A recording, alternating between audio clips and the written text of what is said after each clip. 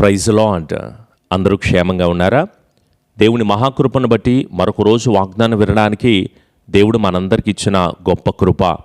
లేఖన భాగాలు తెరిచి ఈరోజు కూడా దేవుని మాటలు ధ్యానం చేసుకుందామా? మీ ప్రార్థన అవసరతలు తెలియచేస్తున్నందుకు ప్రభుకి మహిమ. వాటన్నిటి గురించి ప్రార్థన చేద్దాం. మన బాధలను, ఇబ్బందులను, సమస్యలను దేవుడే విడుదల కలుగు చేయబడనుగాక. లేఖన భాగాలు తెరిచి హగ్గయి 2వ అధ్యాయము 19వ వచనము, ఇది మొదలుకొని నేను మిమ్మలను ఆశీర్వదించదను. From this day I will bless you. Praise Lord. మనమందరం ఆశీర్వదించబడాలని ఎంతగానో ఆశపడతాం. ఎవరికి శాపం పొందుకోవాలని ఉంటుంది? నేను దీవించబడాలి పాస్టర్ గారు, నాకు దుఃఖదినములు పోవాలి, నా రోగాలు పోవాలి, నా సమస్యలు పోవాలి, నేను ఎదుర్కొంటున్న ఆర్థిక ఇబ్బందులన్నింటి నుంచి కూడా విడుదల పొందుకొని సంతోషంగా మార్చబడాలి అనే ఆశ మనందరికీ ఉంటుంది.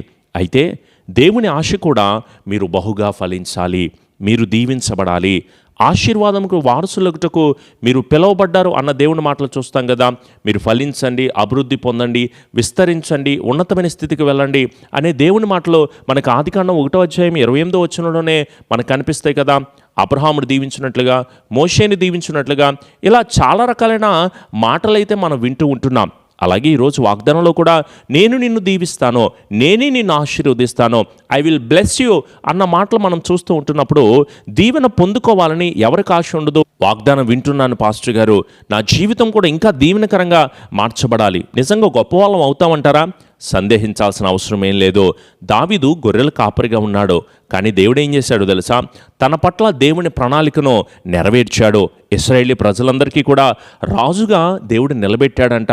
అలాగే యోసేపును చూస్తే తన ఇంటి వారే హేళనగా, చులకనగా, ఎందుకు పనికిరామని చెప్పేసి అమ్మివేశారండి, కొట్టి గోతిలో పడేశారు.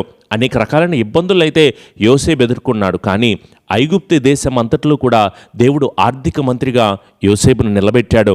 అలాగే దానియేలు కూడా దీనుడిగా సింహాల బోన్లో పడవేయబడ్డాడు, కానీ ప్రధానమంత్రి హోదాను దేవుడిచ్చాడు. అలాగే మోషేని చూసినా ఏముంది, తను ఆ గొర్రెలను కాచుకుంటూ ఉండేవాడు, కానీ దేవుడు ఇశ్రాయేలీ ప్రజలందరికీ నాయకత్వంగా దేవుడు ఉంచాడు, నడిపించాడు, స్థిరపరిచాడు. ఒకవేళ నీవు దారిద్ర్యమైన స్థితిలో ఉండి వాక్యాన్ని వింటున్నావేమో, అయ్యో నేను ఎదుగుదల లేక ఎంతగానో బాధపడుతున్నాను, కృంగిపోయిన స్థితిలో ఉంటున్నాను, నేను నమ్మితే ఉన్నతమైన కృపను పొందుకుంటామంటే డెఫినెట్లీ క్రీస్తుని నమ్మితే పరలోక రాజ్యాన్ని పొందుకుంటావు. ఆ పరలోకానికి రాజుగా దేవుడు నిన్ను నిలబెడతాడు. పైగా ఈ భూమి మీద ప్రతి సమస్యలను, ప్రతి ఇబ్బందులను, ప్రతి శోధనను దేవుడే విడుదల కలుగు చేస్తాడు. ఎస్తేరుని మీరు గమనించండి, పేదరాలుగా ఉంది, దీనురాలుగా ఉంది, కానీ దైవిక భయం అయితే ఎస్తేరులో కనపడుతుంది. ఎవరు చూసినా చూడకపోయినా, ఎవరు గమనించకపోయినా నా దేవుడు నన్ను చూస్తాడు అనే భయము ఎస్తేరుని రాణిగా నిలబెట్టింది. మరి నీవు దీవించబడవా? మరి నీవు ఆశీర్వదించబడవా? చిన్నల్నేమి పెద్దల్నేమి దేవుని యందు భయభక్తులు కలిగిన వారిని దేవుడు దీవిస్తాడని మనం చూస్తున్నప్పుడు మరి కనీసం దైవిక భయం ఉందా? తప్పులు చేస్తున్నావు, పాపము చేస్తున్నావు, అతిక్రమం చేస్తున్నావు, అక్రమమైన జీవితాన్ని కలిగి ఉంటున్నావు, దేవుని ఎదుట ప్రార్థించవో, ఆరాధించవో, స్తుతించవో, ఎవరు నన్ను చూస్తారులే, ఎవరు నన్ను పట్టించుకుంటారులే, తాగుతున్నావు, తిరుగుతున్నావు, వ్యభిచారం చేస్తున్నావు, పాపసహితమైన కార్యాలు చేస్తున్నావు, దేవుడికి విరుద్ధమైన పనులు చేస్తూ కనిపిస్తున్న నీ బ్రతుకుతోనే ప్రభు మాట్లాడుతున్నారు. మరి నీవు ఇంకా శాపగ్రస్తమైన స్థితిలోకి వెళ్ళిపోతావా? దీవించబడవా? ఆశీర్వదించబడవా? దేవుని దగ్గర మొరపెట్టి ప్రార్థన చేసిన వారిని దేవుడు ఆశీర్వదిస్తాడు కదా. రూతును చూడండి, చాలా పేదరాలు, కూలీ చేసుకునే స్త్రీ, కానీ దేవుడు ఏం చేశాడు తెలుసా? ఆస్తిమంతురాలుగా మార్చాడు, ధనవంతులుగా మార్చాడు. సారేపతి విధవరాలు దేవునికి తన లేమిలో కూడా సహాయకరంగా ఉంది. దేవుడు ఏం చేశాడు? తనని దీవించాడు, ఆశీర్వదించాడు. నువ్వు ఏ స్థితి కలిగిన వాడివైనా, ఏ పొజిషన్ కలిగిన వాడివైనా, నేను చాలా కష్టంలో ఉన్నా, నష్టంలో ఉన్నా పాస్టర్ గారు, నాకున్న సమస్య నుంచి దేవుడు విడుదల కలుగు చేస్తాడా అంటే నువ్వేమి దిగులు పడాల్సిన అవసరం ఏమాత్రం కూడా లేదు.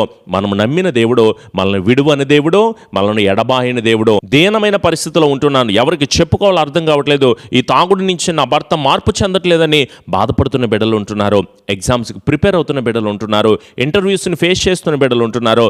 దేవుడు వారికి తగినటువంటి కృపను కలుగు చేయబడును గాక. ఇల్లు కట్టుకునే బిడ్డలకి దేవుడు సొంత ఇల్లును అనుగ్రహించబడును గాక. కట్టుకోవడానికి దేవుడు లోన్లు మంజూరు అవడానికి, అలాగే కట్టుకునే ధనమును దేవుడు మీ అందరికీ అనుగ్రహించబడును గాక. వివాహాల కోసము, వ్యాపారాల కోసము, గర్భఫలాల కోసము, బిడ్డల కోసం ఎంతగానో ఎదురు చూస్తూ ఉంటున్నారు కదా.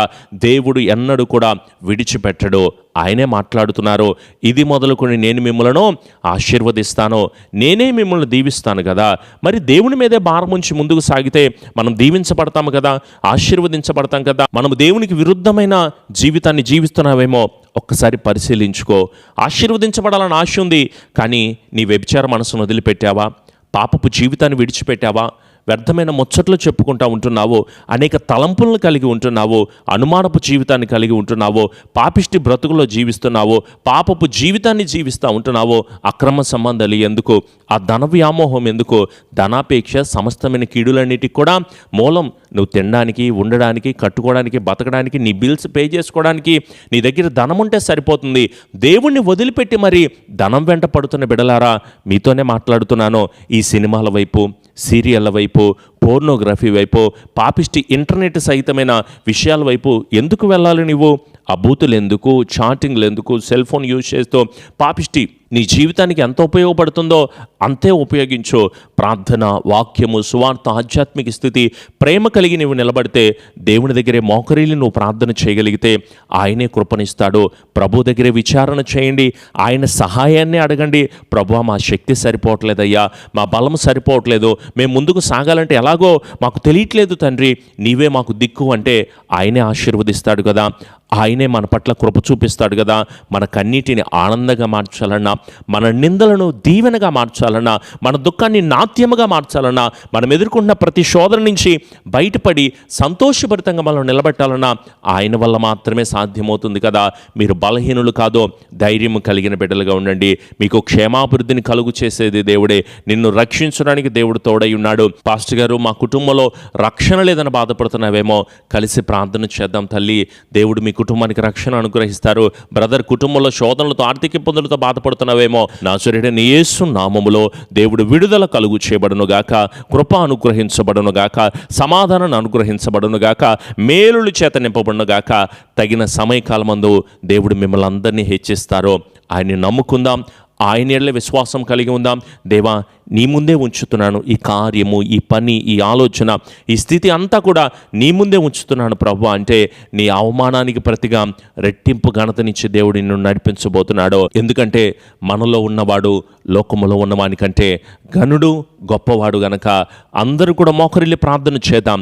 ఇదే అనుకూలమైన సమయము, ఇదే రక్షణ దినము, ఇదే మనం దేవుని దగ్గర మొరపెట్టుకుని ప్రార్థన చేసే సమయం గనక అందరూ కూడా తలలు వంచి కళ్ళు మూసుకుని ప్రేయర్ ఆయిల్స్ తీసుకోండి. కలిసి దేవుని దగ్గర మొరపెట్టి ప్రార్థన చేద్దాము. కృపాసత్య సంపూర్ణుడా, మా గొప్ప తండ్రి, మరొక అవకాశాన్ని, మరొక సమయాన్ని నీ సన్నిధిలో మోకరిల్లి ప్రార్థన చేసుకునే గొప్ప కృపనిచ్చినందుకు వందనాలు, స్తుతులు, స్తోత్రములు ప్రభువా.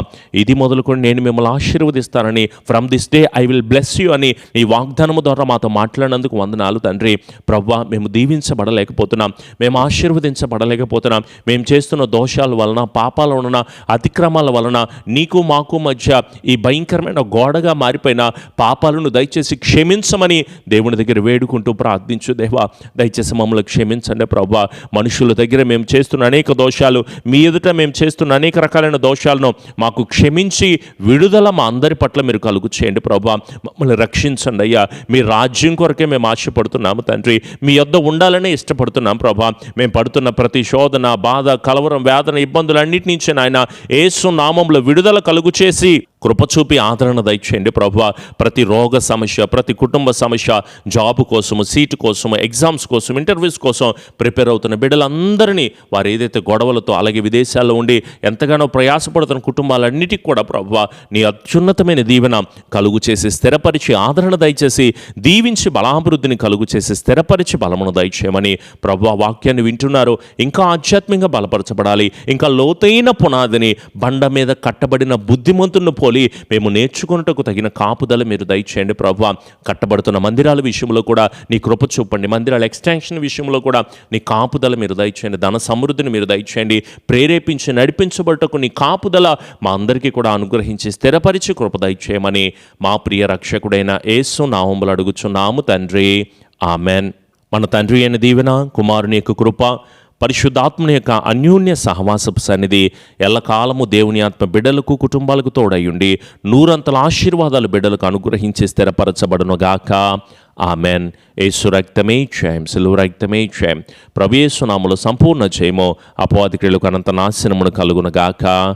ఆమెన్. మీ అందరికీ కూడా ప్రభు పేరిట ప్రత్యేకమైన వందనాలు. వాక్యాన్ని మీ స్నేహితులకి, బంధువులకు కూడా షేర్ చేయండి. మీ ప్రార్థన అవసరతలను తెలియచేయండి. అలాగే మందిర నిర్మాణాలు జరుగుతున్నాయి, వాటన్నిటి గురించి కూడా ప్రార్థించండి. పరిచర్య అభివృద్ధికి మీరు కూడా సహకరించండి. వాక్యాన్ని మీ స్నేహితులకి, బంధువులకి షేర్ చేయడం వల్ల వాళ్ళు కూడా వాక్యాన్ని వింటారు, ఆధ్యాత్మిక వృద్ధిని పొందుకుంటారు. ప్రభు ఆత్మ సహాయము మనందరికీ ప్రభు అనుగ్రహించబడునుగాక. Amen. God bless you all. Praise Lord. రేపటి వాగ్దానంలో కలుద్దాం.